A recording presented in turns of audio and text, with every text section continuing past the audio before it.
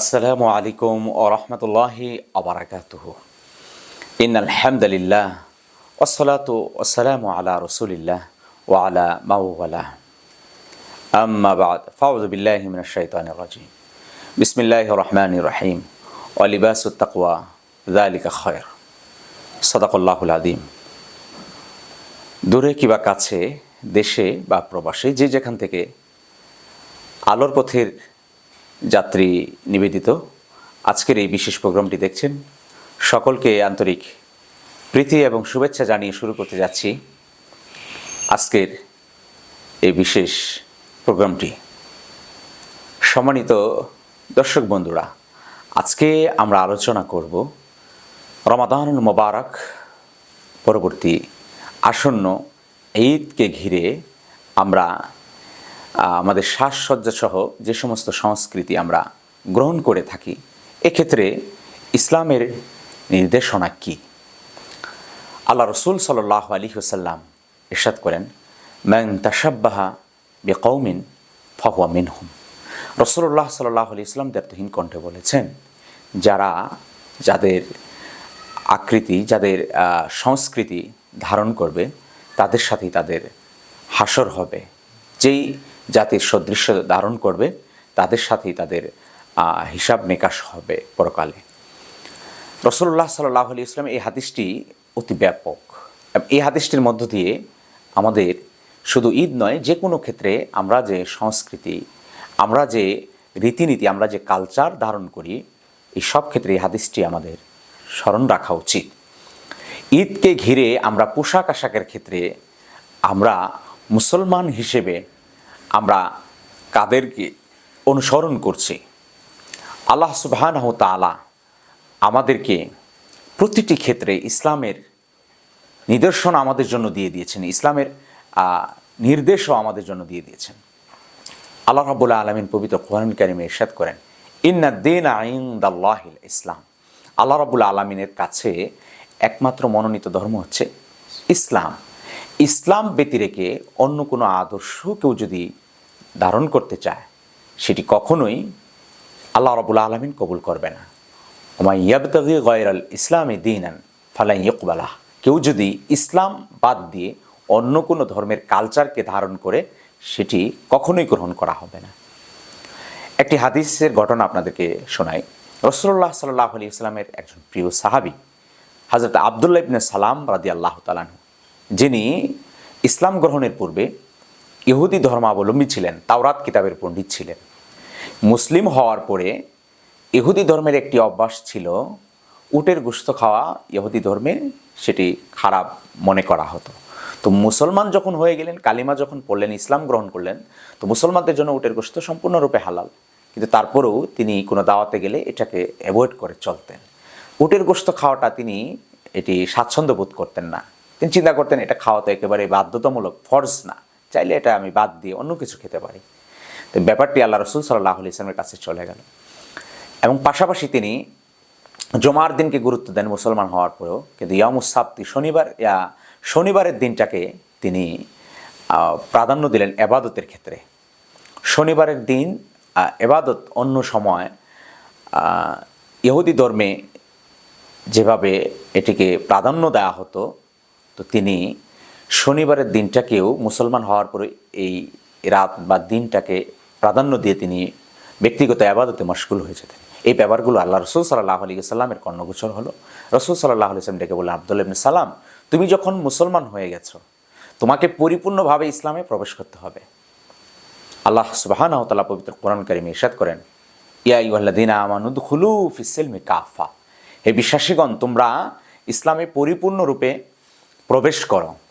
উদখুলু ফিস-সিলমি কাফা, তোমরা পরিপূর্ণরূপে প্রবেশ করো। আল্লাহ সুবহানাহু ওয়া তাআলা মুসলমানদেরকে ইসলাম ধর্মে পরিপূর্ণরূপে প্রবেশের নির্দেশ দিলেন।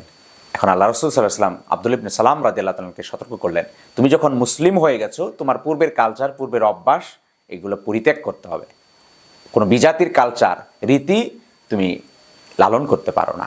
রাসূল সাল্লাল্লাহু আলাইহি ওয়াসাল্লাম একজন সাহাবীকে সতর্ক করেছেন, যেগুলো পালন করলে ইসলামের খুব বেশি উটের গোশত থেকে বেঁচে থাকলে সেটি খুব ক্ষতি হয়ে যাবে এমন ছিল না। আবার শনিবারের দিন ইবাদত করলেও যে এটাও আহামরি তিনি তার দৃষ্টিতে আব্দুল্লাহ ইবনে সালাম রাদিয়াল্লাহু তাআলার দৃষ্টিতে খুব বড় সমস্যাও ছিল না, কিন্তু তারপরেও আল্লাহ রাসূল সাল্লাল্লাহু আলাইহি ওয়াসাল্লাম নিষেধ করার কারণ হচ্ছে ইসলামের ভিতরে ব্যক্তিগতভাবে কোনো কিছু ঢুকিয়ে দেওয়া যাবে না বা বিজাতীয় কোনো কালচার ঢুকানো যাবে না। সেটা আমাদের ব্যক্তি জীবনে হোক, সামাজিক জীবনে হোক, পারিবারিক জীবনে হোক, আমাদের জীবন ঘনিষ্ঠ ব্যাপার হোক, আমাদের পোশাক আশাকের ক্ষেত্রে হোক। আসন্ন ঈদকে কেন্দ্র করে আমরা যেসব সংস্কৃতি আমরা ধারণ করি, ঈদের কেনাকাটায় আমরা ঈদের পরিপূর্ণ প্রস্তুতি মনে করি। দর্শক বন্ধুরা, ঈদের কেনাকাটাই কি আমাদের জন্য ঈদের প্রস্তুতি? ঈদ এটি তো আনন্দের বিষয়, উৎসবের বিষয়, এটি তো জাজার দিন। সারা মাস রোজা রাখার কারণে আল্লাহ সুবহানাহু ওয়া তাআলা জাযা বদলা দিবেন। সত্যিকার রোজাদারের জন্য এটি একটি আনন্দের বিষয়। কিন্তু আমরা এই রোজাকে পার করে ঈদকে কেন্দ্র করে আমরা আমাদের পোশাক পরিচ্ছদের কেনাকাটার ক্ষেত্রে আমরা যেভাবে অতি উৎসাহী হয়ে মার্কেটগুলোতে, শপিং মলগুলোতে আমরা ভিড় জমাচ্ছি, এটি আমাদের একটি আয়ত্তের ভিতরে এবং একটি সীমার ভিতরে আমাদের থাকা উচিত। এত অতিরিক্ত আমাদের কেনাকাটার ক্ষেত্রে উদ্গ্রীব হওয়া যাবে না, যেটি ইসলাম পছন্দ করে না। আল্লাহ রাব্বুল আলামিন কোরআন কারীমে ইরশাদ করেন, ইন্নাল মুবাযযিরিনা কানু ইখওয়ানাশ শায়াতিন। মুবাযযির যারা অপচয়কারী হয় তারা শয়তানের ভাই। অপচয়কারীকে আল্লাহ সুবহানাহু ওয়া তাআলা পছন্দ করেন না। আল্লাহ রাব্বুল আলামিন বললেন, আল্লাহর প্রিয় বান্দা হলো তারাই, ওয়াল্লাযীনা ইযা আনফাকু লাম ইসরিফু ওয়া লাম ইয়াকতুরু। যারা খরচ করে, খরচের সময় এরা অপচয় করে না এবং এরা খরচের সময় আবার কৃপণতাও করে না। ওয়া কানা বাইনা যালিকা কাওয়ামা। আল্লাহ কিন্তু আমাদের নির্দেশনা দিয়ে দিয়েছেন। কাওয়ামা মিতব্যয়ী হয়, এত দুপুরের মাঝে তার অবস্থা নয়, মিতব্যয়ী। এই জন্য ঈদকে কেন্দ্র করে কেনাকাটায় যেন আমরা মিতব্যয়ী হই, আমরা যেন খরচটা আমরা সীমিত আকারে নিয়ে আসি, আমরা যেন আমাদের খরচের ক্ষেত্রে আমরা সহজ করি, আমরা খরচের বেলায় আমরা সীমিত আকারে আমরা আমাদের খরচগুলো নিয়ে আসব।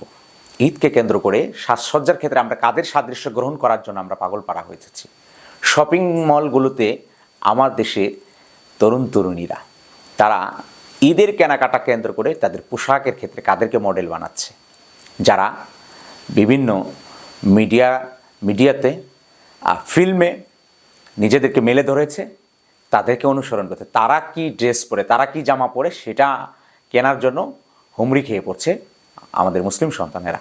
এটা অত্যন্ত দুঃখজনক, অত্যন্ত ভারাক্রান্ত হৃদয়ে বলছি।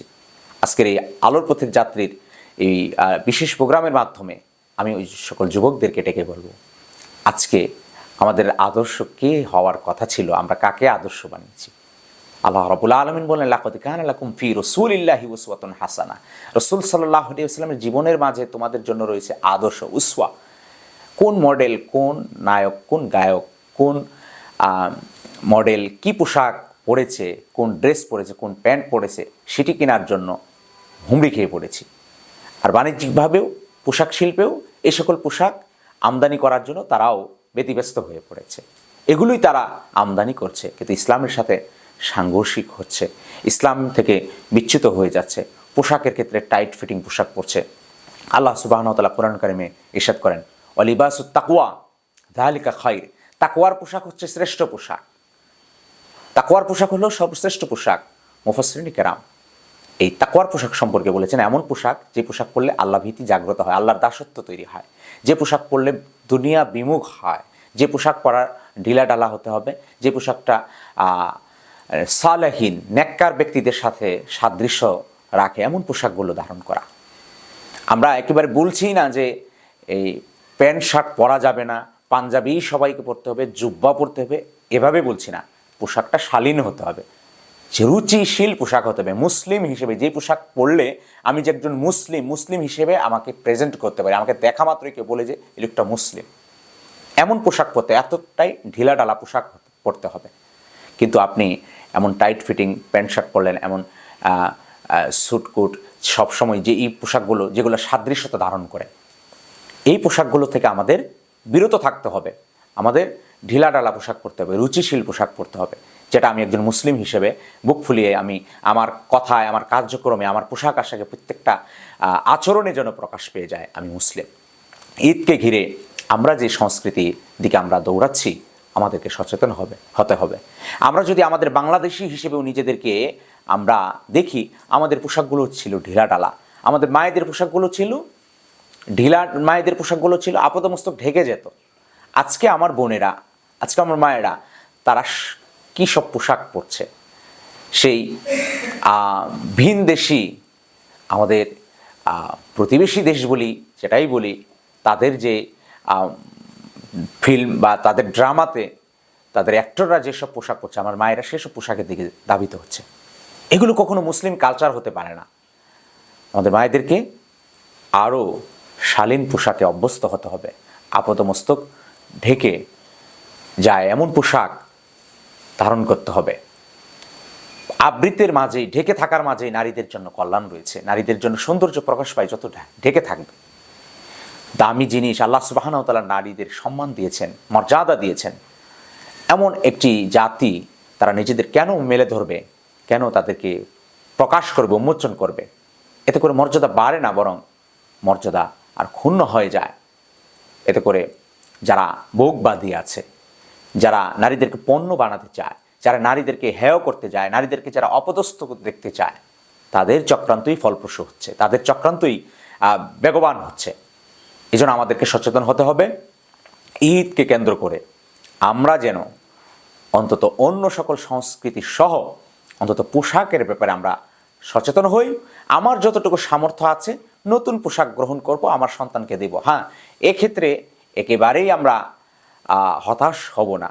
অনেক সময় অনেক সংবাদ আছে, এই বিশেষ ড্রেস, বিশেষ পোশাক না কিনে দেওয়ায় অমুকের এলাকার অমুক স্ত্রী বধূ আত্মহত্যা করেছে।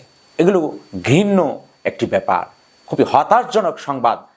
আমাদের হতাশজনক সংবাদের শিরোনাম আমাদের চারপাশে ঘুরছে। এমনটি যেন না হয়। আসুন আমরা এই ঈদকে ঘিরে আমরা আরও সংযত হই। রমাদানুল মুবারক আমাদের মাঝে যে উদ্দেশ্যে এসেছেন, সংযমের মাস, এই সংযম আমরা হই। আমরা পোশাকের ক্ষেত্রে আমরা শালীন হব, আমরা রুচিশীল পোশাকগুলো আমরা ধারণ করব, আচরণে আমরা ঈদের সত্যিকার অর্থে আনন্দ আমরা প্রকাশ করব। এক্ষেত্রে যেন আমরা অতি বাড়াবাড়ি কবলে আমরা না পড়ে যাই। আল্লাহ সুবহানাহু তাআলা আমাদের সকলকে সত্যিকারের মুমিন হওয়ার তৌফিক দান করুন।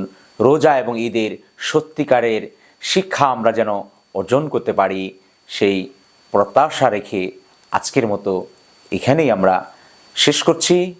আসসালামু আলাইকুম ওয়া রাহমাতুল্লাহি ওয়া বারাকাতুহু।